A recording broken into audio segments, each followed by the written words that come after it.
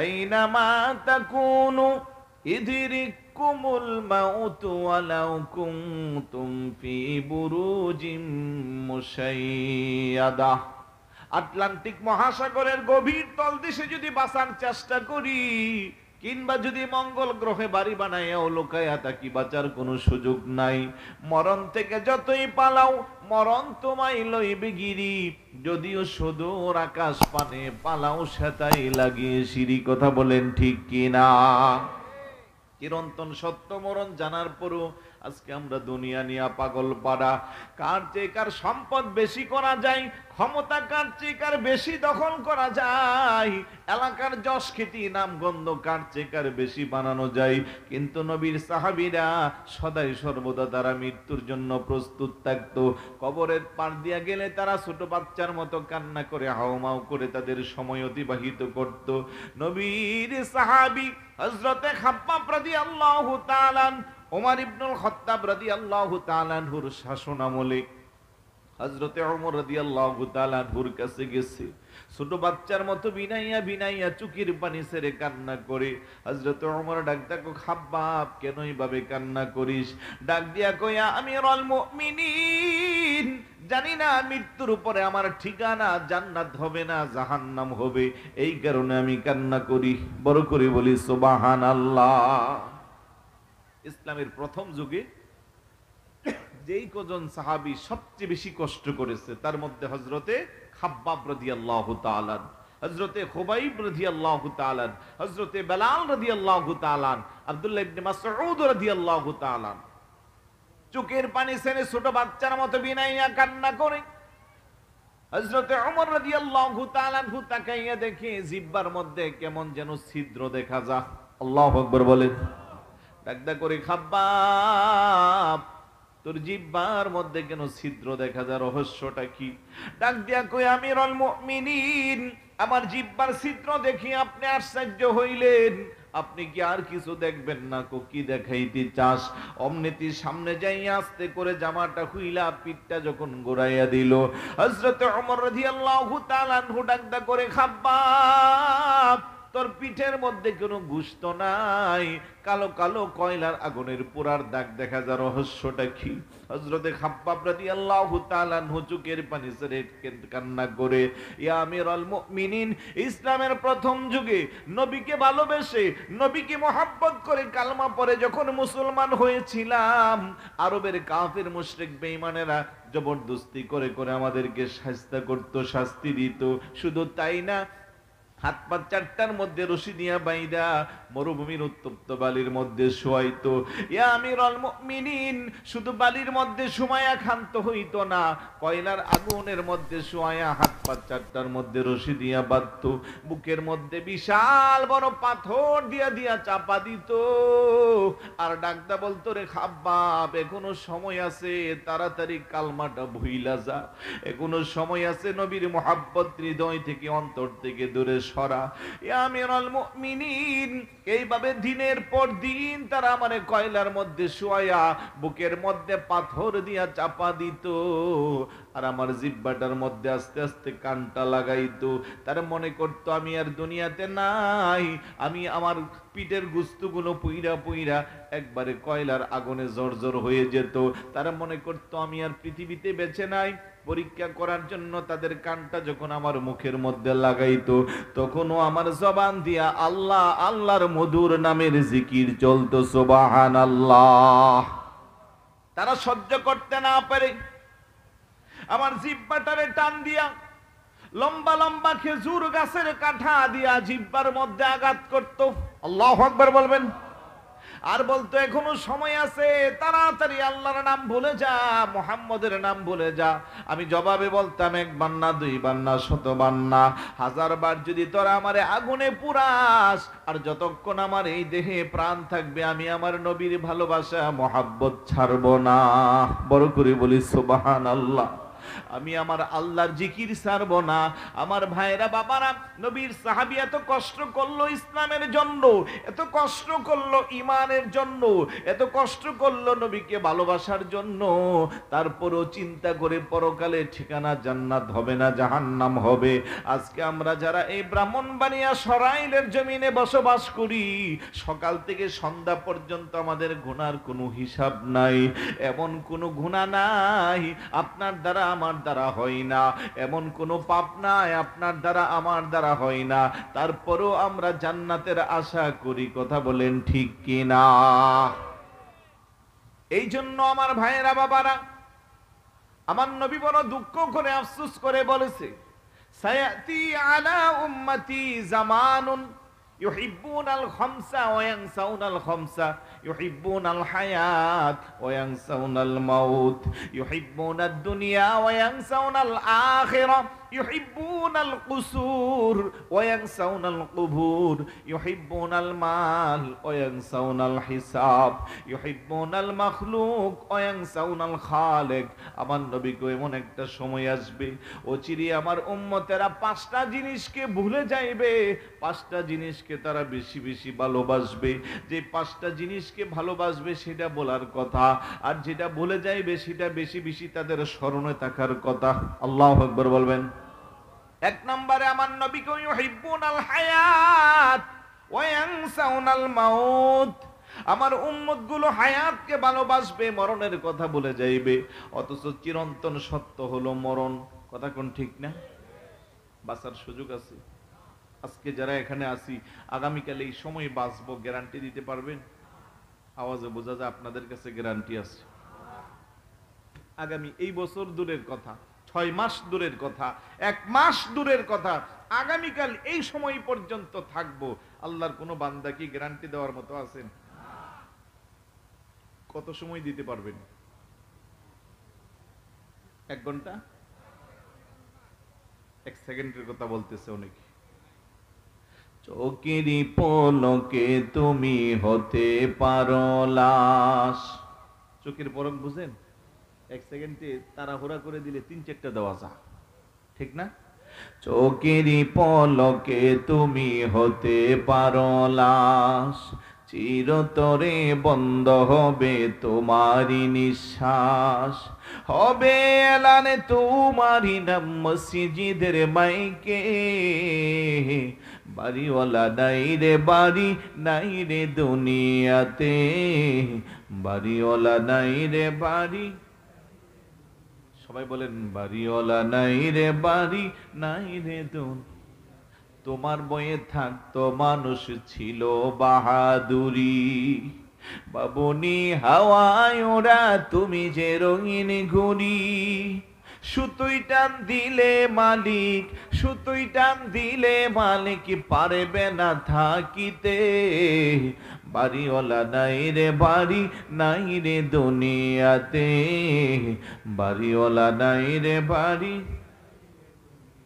চোখেরই পলকে তুমি হতে পারো লাশ, চিরতরে বন্ধ হবে তোমারই নিঃশ্বাস, হবে এলানে তোমারই নাম মসজিদের মাইকে, বাড়িওয়ালা নাই রে বাড়ি, নাই রে দুনিয়াতে, বাড়িওয়ালা নাই রে বাড়ি।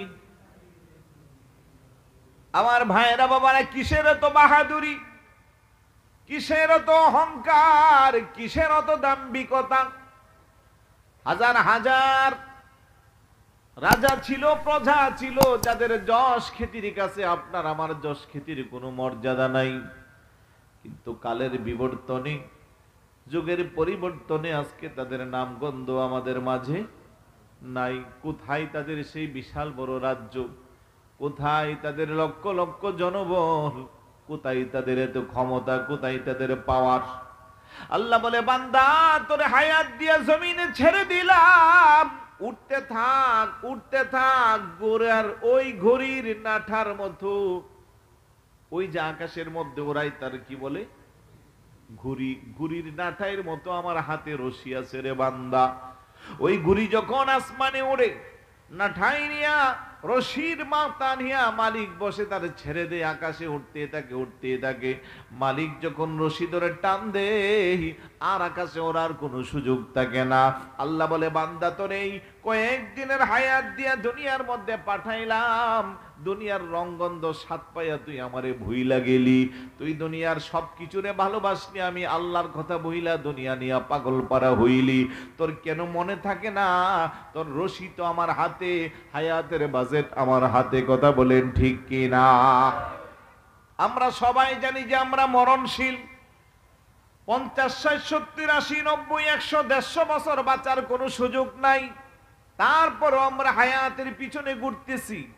কার চেয়ে কার হায়াতকে লম্বা করা যায়। অসুস্থ হইয়া ডাক্তারের কাছে গেলে সন্তান বলে, বাবারে যত টাকা লাগে আমার বাবারে বাঁচান। বাবা বলে, যত সম্পদ লাগে বিক্রি করে আমি আমার সন্তানকে বাঁচাইতে চাই। কিন্তু চিরন্তন সত্য হলো, যতই বাঁচি বাঁচি একদিন মরণ আছে না নাই। কুল্লু নাফসিন যায়িকাতুল মাউত সুম্মা ইলাইনা তুরজাউন। আল্লাহু আকবার বলবেন না? প্রত্যেক প্রাণীকে মৃত্যুর স্বাদ গ্রহণ করতে হবে। সেই হিসেবে আল্লাহ বড় আদর করে, মায়া করে, দয়া করে আপনারে আমারে বানাইছে। আপনারে আমারে সৃষ্টির সেরা বানাইছে। আমার পূর্ব কিন্তু আমাদের শ্রদ্ধাভাজন এই দরবারের জামাতা ইসলামিক ফাউন্ডেশনের উপপরিচালক মনিরুজ্জামান স্যার কিন্তু কথাটা বলেছে যে আল্লাহ আমাদেরকে সৃষ্টির সেরা উত্তম উম্মতের মর্যাদা দিছে। কুনতুম খায়রা উম্মাতিন উখরিজাত লিন-নাস। কথা বলেন ঠিক কি না? ও মানুষ, তোমার আমারে সেরা বানাইলো।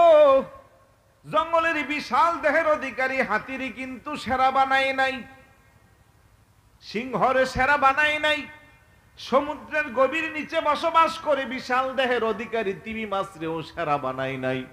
সেরা বানাইছে 60-70 কেজি ওলা মানুষ রে। কথা কোন ঠিক কি না? যদি বডি দিয়া সেরা বানাইতো হাতি সেরা হইতো, ঠিক না? কিন্তু হাতির তুলনা আপনার আমার শরীরে কিছু আছে। হাতির একটা রানের মতো আমরা কয়েকজন, কিন্তু হাতিরে আল্লাহ সেরা বানাই নাই। আল্লাহ কেন হাতিরে সেরা বানাইলেন না? আল্লাহ হাতিরে আমি জ্ঞান বুদ্ধি আকল দেই নাই। হাতির শক্তি আছে এক জায়গায়, আর তুই বনি আদমের শক্তি আমি আল্লাহ দান করছি 3 জায়গায়। বড় করে বলি সুবহানাল্লাহ। হাতির শক্তি দিয়ে হাতি চাইলে দেওয়াল ভাঙতে পারে, হাতি চাইলে বিশাল বড় গাছকে জমিন থেকে উঠাইতে পারে। আর বান্দা, তুই তোর শক্তি দিয়া তো হাতির সাথে তুলনা করতে পারিস না। তবে আমি আল্লাহ তোরে ব্রেইনের শক্তি দিয়েছি। আমার ব্রেইনের শক্তি দিয়া তুই পাইলট ছাড়া বিমান আসমানে উড়াইতে পারিস। কথা কোন ঠিক কি না? মোবাইল বানাইছে মানুষ, বাগে মদিনা দরবারে মাহফিল চলে, বিশ্বের সব জায়গা লাইভ দেখা যায় কি যায় না? এই শক্তি কি হাতির আছে নাকি? আল্লাহকে মানুষ তোরা আমি দিয়েছি। আর সেই মানুষটা যদি ইমানদার হয়, সেই মানুষটা যদি আল্লাহওয়ালা হয়, সেই মানুষটা যদি তরিকতপন্থী হয়, আল্লাহর নবী বলেন, আলা ইন্না ফিল জাসাদি মুদগাতুন ইযা সলুহাত সলুহাল জাসাদু কুল্লুহু ওয়া ইযা ফাসাদাত ফাসাদাল জাসাদু কুল্লুহু আলা ওয়াহিয়াল কলব। চিৎকার করে বলি সুবহানাল্লাহ। বান্দা, তোর বাম স্তনের ঠিক 2 আঙ্গুল নিচে একটা গোস্তের টুকরা আছে, তার নাম হলো হাদিসের অনুযায়ী কলব। বান্দা, তোর এই গোস্তের টুকরাটা যদি বিশুদ্ধ থাকে, তোর সমস্ত শরীরটা বিশুদ্ধ থাকে। ওই গোস্তের টুকরাটা যখন পরিষ্কার থাকে, তোর সমস্ত শরীরটা পরিষ্কার থাকে। আর পরিষ্কার কলব নিয়া আল্লাহর কিছু কিছু বান্দা আছে, সরাইলের বাগে মদিনা দরবারের কিছু মুরিদ আছে, তাহাজ্জুদের সময় ঘুম থেকে লাফ দিয়া উইঠা নামাজের মুসল্লা ঘরের কোনায় বিছাইয়া অশ্রুসিক্ত নয়নে যখন আল্লাহরে ডাক দেয় আল্লাহ,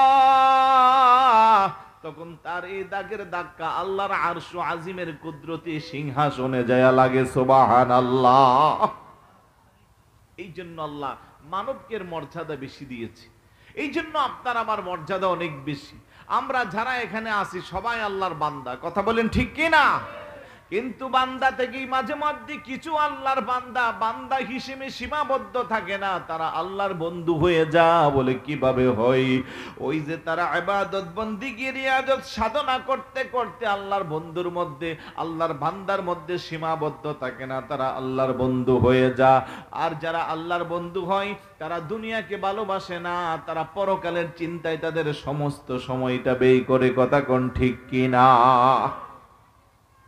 ইউহিব্বুনাল হায়াত ওয়া ইয়ানসাউনাল মাউত।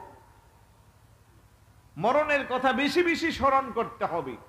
হাদিস শরীফের মধ্যে আসছে, কেউ যদি দৈনিক 20 বার মরণের কথা স্মরণ করে আল্লাহ পাক তাকে শাহাদাতের মর্যাদা দান করবে। কিন্তু আমরা যারা আছি, কয়জন আছেন দৈনিক দূরের কথা বছরেও তো মনে 20 বার মনে হয় না।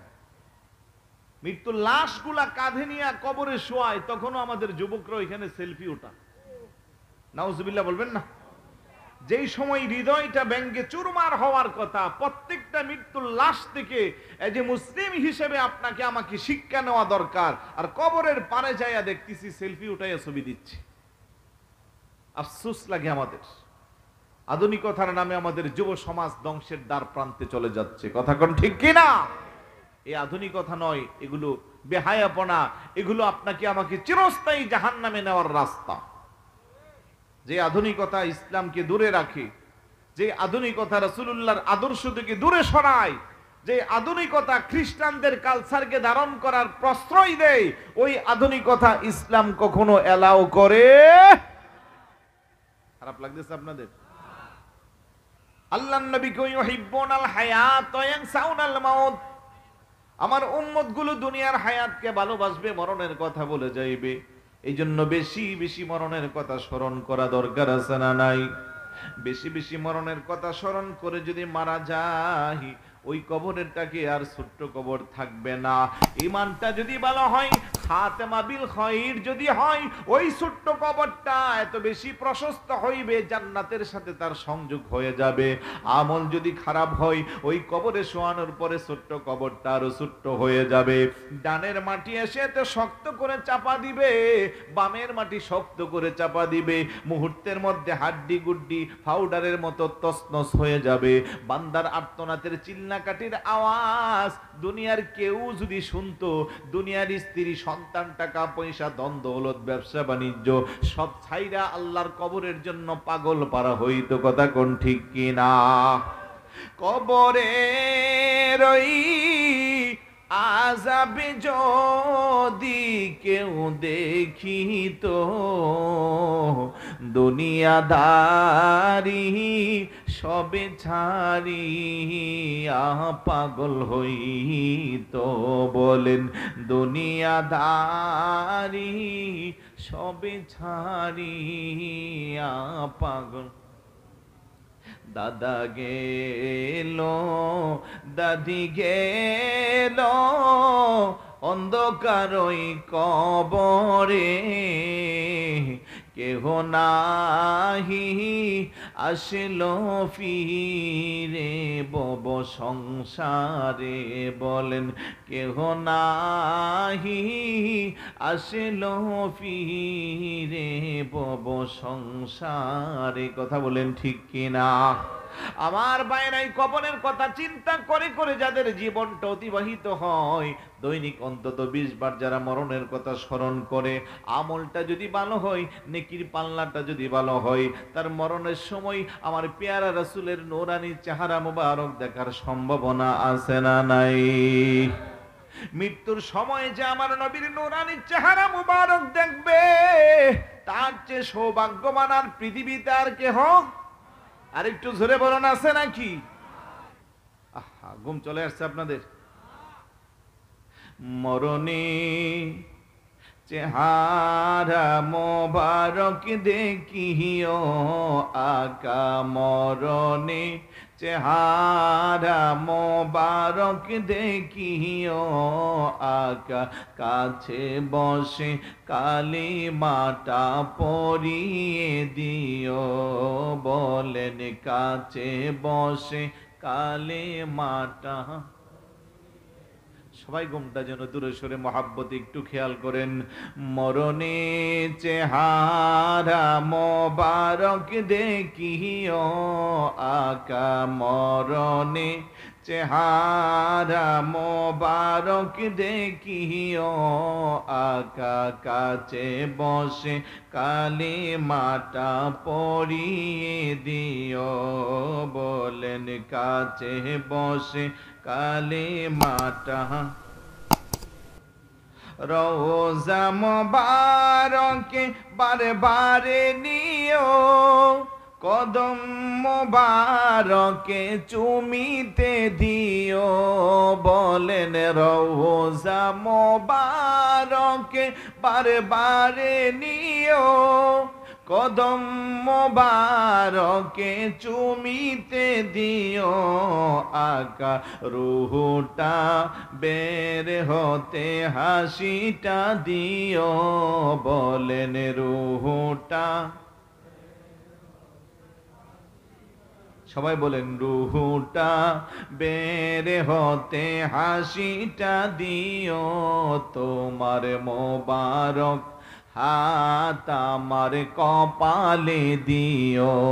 বলেন মরণে চেহারা মোবারক দেখিও আকা, কাছে বসে কালিমাটা পড়ি।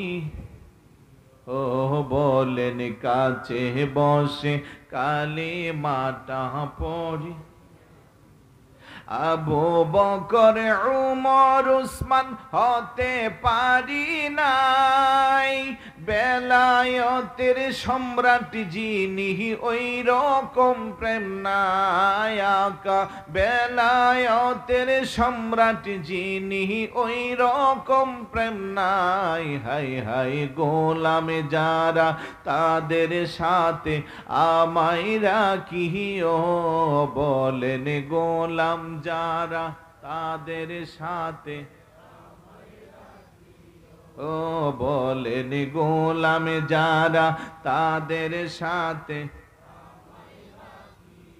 ও আকাশ শেষ বিদায়ে মোবারক হাতের পানি দিও। বলেন মরণে চেহারা মোবারক দেখিও আকা, কাছে বসে কালিমাটা পড়িয়ে দিও। বলেন কাছে বসে, গোসল দিয়ে জানাজা পড়াইতে নিবে, অসহায়ের দিকে একটু মায়ায় তাকাবে আকা, অসহায়ের দিকে একটু মায়ায় তাকাবে। কবরে যখন আমি একা থাকিব আকা, কবরে যখন আমি তোমার কদম মোবারকে আমায় টানিয়া নিও। বলেন মরণে চেহারা মোবারক দেখিও আকা, কাছে বসে কালেমাটা পড়িয়ে দিও। মারহাবা বলবেন না? কবরে নবী আসতে পারে কি পারে না? আর একটু জোরে বলুন, পারে কি পারে না? ওই কবরে প্রশ্ন হবে কয়টা? আওয়াজ দেন। কি কি? মার রব্বুকা ওমা দীনুকা ওমা কুনতা তাকুলু ফি হাক্কি হাদার রাজুল আল্লাযী বুইসা ফীকুম। সুবহানাল্লাহ বলবেন না? ঘুম চলে আসছে? খারাপ লাগতেছে? ইমাম বুখারী রাহমাতুল্লাহি আলাইহি কবরের প্রশ্ন ওনার বুখারীতে আনছে কয়টা? একটা। উনি প্রথম দুইটা আনে নাই, লাস্ট ফাইনাল 3 নাম্বার প্রশ্ন আনছে। আমরা যদিও এখানে যারা আছি সবাই জানি শর্ট ফর্ম, অর্থাৎ মার রব্বুকা ওমা নবিয়ুকা ওমা দীনুকা, এরকম করে আমরা শুনেছি, ঠিক না? কিন্তু আমার নবী কানা ইমাম বুখারী রাহমাতুল্লাহি আলাইহি আনছে মা কুনতা তাকুলু ফি হাক্কি হাদার রাজুল আল্লাযী বুইসা ফীকুম, এই ব্যক্তিকে যাকে তোমাদের কাছে পাঠানো হয়েছিল, হাযা মানি হাযা ইসমে ইশারা লিল করিব আল বাঈদ, দূরে এবং কাছে উভয়ের জন্য ব্যবহার করা হয়। তার মানে কবরে আমার নবী আছে না নাই? আর একটু জোরে বলুন আছে না নাই? কিন্তু আমাদের দেশে তো অনেকে বলে নবী মাটির সাথে পচে গলে মিশে লেগে গেছে। আর একটু জোরে বলি নাউজুবিল্লাহ। কিন্তু আমাদের আকীদা আমাদের নবী কবরে আসবে। এটা তো রজব মাস, আমি সেদিকে যাচ্ছি না, যেহেতু সুন্দর একটা বিষয় আমার জন্য নির্ধারণ করা হয়েছে। রজব মাসে রাসূলুল্লাহ মসজিদে হারাম থেকে মসজিদে আকসার সফরের ভিতরে হাদিস আছে, মারারতু আলা মূসা লাইলাতা উসরিয়া বি ইনদাল কুসাইবিল আহমার ওয়া হুয়া কাইমুন ইউসাল্লি ফি কুবুরি। হুজুর যখন ভ্রমণ করে যাচ্ছিল কুসাইবে আহমক নামক স্থান দিয়ে যাওয়ার সময় কবরের মধ্যে মূসা আলাইহিস সালাতু ওয়াসসালাম ওয়া হুয়া কাইমুন ইউসাল্লি ফি কুবুরি। যদিও সবাই অনুবাদ করে উনি কবরে নামাজ পড়তেছে, কিন্তু না, সালাতের অর্থ শুধু নামাজ না। সালাতারা মা'না আমাদর লুগাতে 4 দোয়া ও দুরূদ ও রহমত ও ইস্তিগফার। সুবহানাল্লাহ বলবেন না? তাহলে সুন্দর অর্থ কি? ও হুয়া কাইমুন ইউসাল্লি ফি কুবুরি, মানে মুসা আলাইহিস সালাতু ওয়াসসালাম ওনার রওজা শরীফে দাঁড়াইয়া দাঁড়াইয়া আমার নবীকে সালাম দিতে আছে। আল্লাহু আকবার, ইয়া রাসূলুল্লাহ, ইয়া গাউসুল আজম জিন্দাবাদ। কেন মুসা নবী দাঁড়াইয়া সালাম দিচ্ছে? যেহেতু একটু পরে মসজিদে আকসার ভিতরে মুসা নবী আবার আপনার নবী আমার নবীকে স্বাগতম জানাইছে। কথা কোন ঠিক না? আদম নবী থেকে শুরু করে ঈসা রুহুল্লাহ আলাইহিস সালাতু ওয়াসসালাম পর্যন্ত সমস্ত নবীর ওই জায়গা যার যার আপন আপন চিন্তা ধ্যান ধারণা খেয়াল আছে। আদম নবীকে যেহেতু এখন নামাজের ইমামতি করতে হবে, আমার ছাড়া আর কে ইমামতি করবে? যেহেতু আমি আবুল বাশার, সমস্ত বনি আদমের পিতা। সুবহানাল্লাহ বলবেন না? ইব্রাহিম খলিলুল্লাহ আলাইহিস সালাতু ওয়াসসালাম কই আজকের ইমামতি আমার ছাড়া কে করবে? যেহেতু আমি আল্লাহর খলিল পরীক্ষিত সৈনিক। মুসা কালিমুল্লাহ কো যারা পরিমাণ হলেও আমি আল্লাহর সাথে দেখা করেছি, নামাজের ইমামতি আমার ছাড়া কে করবে? আমার আল্লাহ ডাক ডাকো জিবরাইল, যাও যাও তাড়াতাড়ি যাও, আমার হাবিবুল্লাহকে বলো ইমামতির জায়গায় যায়া নিজে যেন নামাজটা পড়াইয়া দে। কারণ আমি আজকে সমস্ত নবীদেরকে নিয়ে আয়োজন সাজাইছি আমার নবীর সম্মান বোঝাবার জন্য। কারণ আমি আমার নবীর আজকে স্বীকৃতি দিব ইমামুল আম্বিয়া। বড় করে বলি সুবহানাল্লাহ। আর একটু জোরে বলুন না সুবহানাল্লাহ। লোক নবী আকে সমসজিদে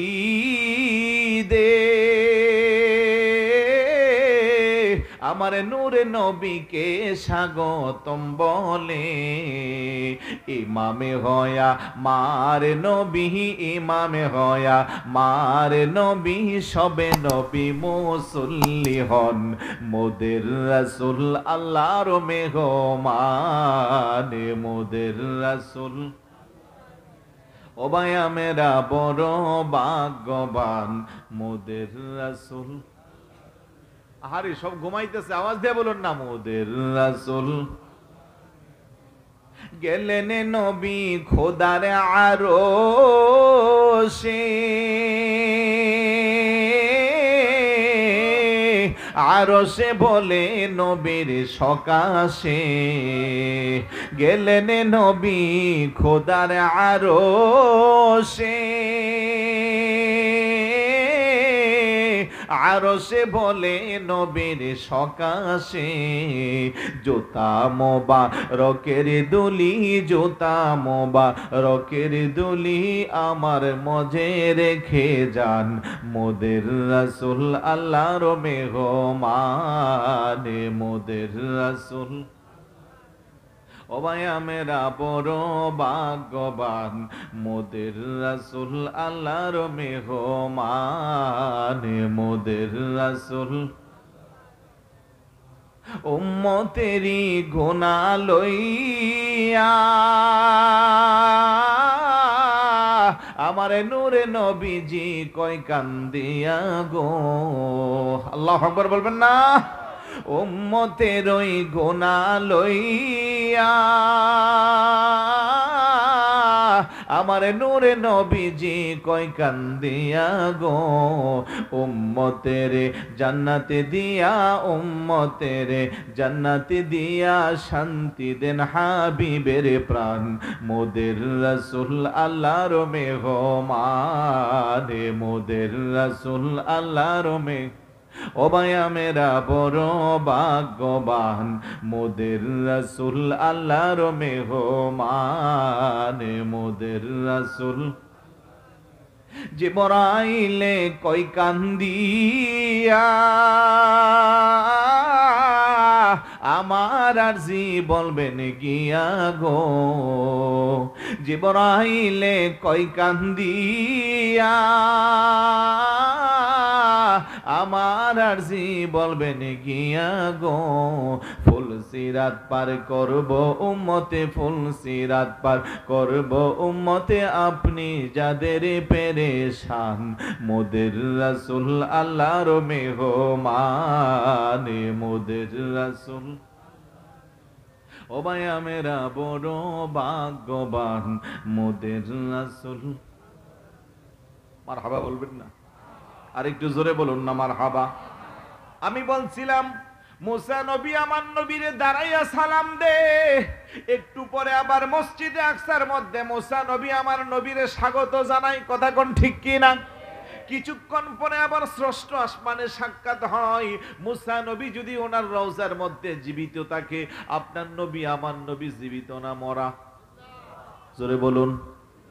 আমরা যারা আহলে সুন্নাত ওয়াল জামাতের আকীদা বিশ্বাস করি, আমাদের আকীদা আল আম্বিয়া ও আহিয়াউন ফি কুবুরিহিম ফায়ুমকিনু লাহুম সিমাউন সালাতাম মান সাল্লা আলাইহিম, আল আম্বিয়া ও আহিয়াউন বাদা 40 ইয়াওমান মিন ওয়াফাতিহিম ইয়াসিরুনা কাসাইরুল আহিয়া ইয়াকুনুনা হাইসু ইয়ানজিলুহুমুল্লাহ ওয়া লিহায়াতুল আম্বিয়া ইবাদা মাউতিহিম শাওয়াহিদুন। চিৎকার করে বলি সুবহানাল্লাহ।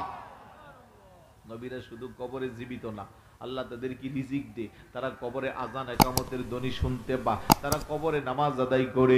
ইয়াসিরুনা কাসাইরুল আহইয়া, জীবিত মানুষ যেমন দুনিয়ার এক প্রান্ত থেকে মুহূর্তের মধ্যে মন চাইলে আরেক প্রান্ত যেতে পারে, আল্লাহর পয়গম্বররা রওজা মুবারক থেকে চাইলে মুহূর্তের মধ্যে পৃথিবীর যেই জায়গা ভ্রমণ করতে পারে। সুবহানাল্লাহ। এটা আমাদের আহলে সুন্নাত ওয়াল জামাতের আকীদা। আমাদের আকীদা শুধু নবী না, নবী যারা, সিদ্দিক যারা, শহীদ যারা, আল্লাহর ওলি যারা, তারা সবাই মরেও অমর। এই জন্য আমরা বলি ইন্তেকাল। ইন্তেকাল মানে ট্রান্সফার, এক জায়গা থেকে আরেক জায়গা যা। তারা স্ব রওজাতে তারা জীবিত আছেন, আর নবীদের দেহ মুবারক সহ কবরের মধ্যে আছে। ইন্নাল্লাহা হাররামা আলাল আরদি আন তাআকুলা আজসাদাল আম্বিয়া। সুবহানাল্লাহ বলবেন না? আল্লাহ মাটিকে হারাম করে দিয়েছে নবীদের দেহ মুবারকের টাচ করার জন্য। তো আমি বলছিলাম যে আমাদের কবরে নবী আছে না নাই? আর একটু জোরে বলুন, আছে না নাই? আর যারা বলবে নবী মাটির সাথে পচে গলে গেছে, তাদের কবরে থাকবে? জোরে বলুন, থাকবে। এই জন্য কবরের প্রশ্ন যখন হবে তিনটা, ইমাম বুখারী কো আগের দুইটা পারলেও কি না পারলেও কি, প্রথম সর্বশেষ যেটা, এটা হলো ফাইনাল। সে যদি জবাবটা দিতে পারে, রাসূল কি যদি চিনে, তার এই ছোট্ট কবরটা ছোট্ট থাকবে না, এটা লম্বা প্রশস্ত হয়ে জান্নাতের সাথে সম্পৃক্ত হয়ে যাবে। আর একটু জোরে বলুন সুবহানাল্লাহ। ওই হাদিস আমার যেটা বলতেছিলাম, ইউহিব্বুনাল হায়াত ওয়া ইয়ানসাউনাল মাউত, দুই নম্বরে আল্লাহর নবীকে ইউহিব্বুনাদ দুনিয়া ওয়া ইয়ানসাউনাল আখিরাহ। আমার উম্মতগুলো দুনিয়াকে ভালোবাসবে, আখিরাতের কথা ভুলে যাইবে। অথচ হাদিস শরীফের মধ্যে আসছে আদ-দুনিয়া মাজরাতুল আখিরাহ, দুনিয়া হইল আখিরাতের ক্ষেত্র স্বরূপ। কথা কোন ঠিক কিনা? 50, 60, 70, 80, 90, 100 বছর সর্বোচ্চ। এর বেশি বাঁচার কোনো সুযোগ আছে? কিছু কিছু বাঁচে। যেমন এই দরবারের যে দাদা হুজুর আব্দুল মান্নান পীর সাহেব রহমতুল্লাহ আলাইহি, উনি অনেক হায়াত হয়েছিল না? কত বছর? 120 আমি শুনছি। আর আমি আরেকবার আসছিলাম তো ওই আরেক ওই মূল বাড়ি যেটা কিনা জায়গার নাম পানিশ্বর, পানিশ্বরে আসছিলাম আমি সম্ভবত 14 বা 15 সালে। তখন হুজুর কেবলা ছিলেন, খুব বয়স্ক ছিলেন, তখনও উনি কোরআন শরীফ পড়তেন চশমা ছাড়া। আলহামদুলিল্লাহ বলবেন না? আমার মনে আছে 14 অথবা 15, তাহলে বেশি দিন আগের কথা না। তখনও ওনার সাথে সাক্ষাৎ হয়েছে এবং উনি যেখানে থাকতো পাশেই কোরআন শরীফ ছিল। সবাই আমাকে বলছে যে চশমা ছাড়া কোরআন শরীফ পড়তো। সুবহানাল্লাহ বলবেন না? কারণ ওনাদের সম্পর্ক সরাসরি কার সাথে? আর একটু জোরে বলুন না, কার সাথে? ওনারা আল্লাহর বন্ধু, আর আল্লাহর বন্ধু যখন হয়ে যায় তখন সবকিছু আল্লাহ পাক অটোমেটিক তাদেরকে সেট আপ করে দেয়। আল্লাহু আকবার বলবেন না? এই জন্য যেটা বলছিলাম, আর দুনিয়া মাজরাতুল আখিরা, এই দুনিয়াটা হলো আখিরাতের ক্ষেত্র স্বরূপ। এই অল্প কিছুদিন যদি আমরা একটু ভালো করে চলতে পারি, তাহলে পরকালের লম্বা সময়টা আমাদের জন্য আল্লাহ পাক ভালো ব্যবস্থা রাখবে। ঠিক না? আর দুনিয়া সিজনুল মুমিনিন ওয়া জান্নাতুল লিল কাফিরিন, দুনিয়া হলো ইমানদারদের জন্য জেলখানা, আর কাফির মুশরিকদের জন্য হইল বালাখানা। ইমানের পথে, সঠিক পথে যদি আপনি থাকতে চান, পরীক্ষা বেশি আসবে, ঝড় তুফান বেশি আসবে, কিন্তু আপনি পিছুপা হতে পারবেন। হাদিসে আসছে আসাদুন নাস বালাউল আম্বিয়া সুম্মা সালিহুন সুম্মাল আমসাল ফাল আমসাল। এই পৃথিবীতে সবচেয়ে বেশি আল্লাহ পাক পরীক্ষা নিয়েছেন নবী আলাইহিস সালাতু ওয়াসসালামদের কাছ থেকে। তারপরে যার ঈমান যত বেশি তার পরীক্ষাও, একটু আওয়াজ দিবেন না? অনেক সময় আপনারা করেন না যে হুজুর সে সুদকা ঘুষকা মিথ্যা কথা বলে, বিগত 12 বছরে কোনোদিন দেখছি না তার একটা প্যারাসিটামল নাপা খাইতে, মানে তার কোনো কি নাই, রোগ সুখ নাই। হুজুর বিশ্বাস করেন আমি তাহাজ্জুদ নামাজ পড়ি, ইশরাক পড়ি, আওয়াবিন পড়ি, আমার স্ত্রী সহ আমরা 5 ওয়াক্ত নামাজ আদায় করি, আমাদের সংসারে একটার পর একটা শুধু রোগ বালাই পেরেশানি লেগেই থাকে। না, আপনি পাশের বাড়ির ওর সাথে কম্পেয়ার করে মন খারাপ করতে পারবেন না, কারণ পাশের বাড়ির সে আল্লাহর বান্দা হওয়ার যোগ্যতাই অর্জন করতে পারে নাই। কথা কোন ঠিক না? আপনাকে আল্লাহ পছন্দ করেছে, এই জন্য আপনাকে আল্লাহ কঠিন জটিল পরীক্ষা দিয়ে আপনাকে পরীক্ষার মধ্যে রাখতেছে। স্টুডেন্ট যে সেই তো পরীক্ষা দিতে পারে নাকি? এই যে এসএসসি পরীক্ষা দিব, 8 বছর 9 বছর পয়লা রেজিস্ট্রেশন করছে, তারপরে এখন ফর্ম ফিল আপ, সামনে ঈদের পরে তাদের পরীক্ষা। কিন্তু হঠাৎ করে কেউ যদি আইসা স্কুলে বলে যে মাস্টার সাহেব আমার বাচ্চাটার তো 20 বছর হয়ে গেছে, যেভাবে পারে না এবার পরীক্ষাটা দেওয়ার সুযোগ দেন, সম্ভব আছে? কোনোভাবে সম্ভব? তাহলে আপনারা যাদের রোগ সুখ বিভিন্ন ধরনের পরীক্ষা নিচ্ছে, তার মানে আল্লাহর খাতায় আপনি বান্দা হিসেবে আপনার নামটা উঠছে। সুবহানাল্লাহ বলেন না? আর ওই যে সুদকা ঘুষকা মিথ্যা কথা বলে, চুরি করে ডাকাতি করে, যত খারাপ কাজ আছে তার দ্বারা সবকিছু হয়, আল্লাহকে সে তো আমার লিস্টের মধ্যে বান্দার সারিতেই নাই, আমি তার পরীক্ষার কি নিব? এই জন্য মন খারাপ করার কোনো সুযোগ। যেই কথা বলছিলাম, ইউহিব্বুনাদ দুনিয়া ওয়া ইয়ানসাউনাল আখিরা, আল্লাহর নবীকে আমার বান্দাগুলো, আমার উম্মতগুলো দুনিয়াকে ভালোবাসবে, আখিরাতের কথা ভুলে যাইবে। অথচ আমাদের স্মরণ রাখা দরকার, এই দুনিয়া যতই আমরা রং টং ফুর্তি যা কিছুই করি, আমাদের আসল ঠিকানা পরকাল। ওই পরকালের চিন্তা যে যত বেশি করবে, আমার আল্লাহর কাছে তার মর্যাদা তত বেশি হইবে। কথা কোন ঠিক কিনা? 3 নম্বরে ইউহিব্বুনাল কুসুর ওয়া ইয়ানসাউনাল কুবুর, আল্লাহর নবীকে আমার উম্মতগুলো দুনিয়ার রাজপ্রাসাদকে তারা ভালোবাসবে, 3.5 হাত কবরের কথা ভুলে যাইবে। কথা কোন ঠিক কিনা? এই যে বাড়ি বানানোর প্রতিযোগিতা, কার চেয়ে কার বাড়িটা সুন্দর করা যায়, ডিজাইন কত ভালো করা যায়, ভিতরের কারুকার্য কত সুন্দর দৃষ্টিনন্দন করা যায়, প্রয়োজনে বিদেশি ইঞ্জিনিয়ার দ্বারা নকশা আনবো, তারপর অমুকের বাড়ির চেয়ে আমার বাড়িটা বেশি সুন্দর হইতে হবে। আচ্ছা ভাই, এই দুনিয়ার বাড়ি সুন্দর করতে যে একটু ক্যালকুলেট করেন, জীবনে কয় ওয়াক্ত নামাজ আপনার আমার কাজা হয়ে যায়। কিন্তু আসল বাড়ি কি এটা না কবর? আর একটু জোরে বলুন না, আসল বাড়ি কোনটা? 3.5 হাত কবরের খবর নাই, দুনিয়ার রাজপ্রাসাদ দালান কোঠা নিয়ে পাগল পাড়া। দেখেন তো এই হাদিসের সাথে প্রত্যেকটা কথা আপনার আমার বাস্তব জীবনে প্র্যাকটিক্যাল মিলে যাচ্ছে। রাসূলুল্লাহ 1000 বছর পূর্বে নূরানি জবান মোবারক দ্বারা আমাদেরকে এই নিয়ামত রেখে গেছেন, আর 1000 বছর পরে এসে আপনার আমার জীবনে একেবারে সবটাই মিশে যাচ্ছে। এই জন্য আল্লাহ নবী বলে, উম্মত দুনিয়া নিয়ে এত পাগল হইও না, রাজপ্রাসাদকে ভুইলা, রাজপ্রাসাদ নিয়ে এত পাগল হইও না, 3.5 হাত কবরের কথা ভুইলা। আমরা যারা দুনিয়াতে বসবাস করি, আমাদের বন্ধু 3 প্রকার। আওয়াজ দিয়ে বলেন কয় প্রকার? 1 প্রকারের বন্ধু আছে, যতক্ষণ টাকা পয়সা আছে বন্ধু ততক্ষণ আছে, টাকা পয়সা নাই বন্ধু। এই জন্য আমাদের যুবকরা মাঝে মধ্যে ফেসবুকে লেখে, অভাব যখন আসে ভালোবাসা তখন জানালা দিয়া পালাই। ঠিক না? অভাব আসলে ভালোবাসা জানালা দিয়া পালায়। আরেক প্রকারের বন্ধু হইল রক্তের সম্পর্ক, আত্মীয় স্বজন, ব্লাড কানেক্টেড। তারা কিন্তু আপনারে আমারে দূরে সরাইবে না। অসুস্থ হইয়া মুমূর্ষ হইয়া যদি পড়ে যায়, যতক্ষণ এই দেহে প্রাণ থাকবে তারা সেবা যত্ন করবে। তবে নির্দিষ্ট সময় যখন প্রাণ পাখিটা উড়াল দিয়া চলে যাইবে, 3.5 হাত কবরের মধ্যে শোয়া একদিন 2 দিন 3 দিন কান্নাকাটি করবে, তারপরে তারাও অটোমেটিক দুনিয়ার সিস্টেম অনুযায়ী বলে যাইবে। আরেক প্রকারের বন্ধু আপনাকে আমাকে ভুলবে না। পৃথিবীর সবাই যখন আপনাকে আমাকে দূরে সরাইবে, ওই বন্ধু কিন্তু দূরে সরাইবে না। আপনি বলবেন হুজুর ওই বন্ধুর নাম কি? আমি বলবো সেই বন্ধুর নাম হইল নেক আমল। কথা কোন ঠিক কিনা? সবাই ভুলে যাবে, নেক আমল নামক বন্ধু আপনারে আমারে ভুলবে না। 3.5 হাত অন্ধকার কবরে, যেখানে বিছানা নাই, সাথী নাই, বাতি নাই, একাকিত্ব, ছোট্ট ঘরটা, ওই অন্ধকার ঘরটাকে আলোকিত করার জন্য নেক আমল বন্ধুর বিকল্প নাই। কথা কোন ঠিক না? ওই নেক আমল করা দরকার আছে নি? নেক আমলের মধ্যে কি কি আছে? সুদ খাওয়া আসেনি? ঘুষ খাওয়া আওয়াজে বোঝা যা আছে? মদ খাওয়া, গাঁজা খাওয়া, অন্যের হক নষ্ট করা, মিথ্যা মামলা দিয়ে হয়রানি করা, ভাই ভাইয়ের জমি দখল করা, শক্তি প্রয়োগ করে অভাবীর উপরে দোষ চাপিয়ে দেওয়া, এগুলো আমাদের সমাজে আসেনি? আওয়াজে বোঝা যায় বেশি একটা নাই।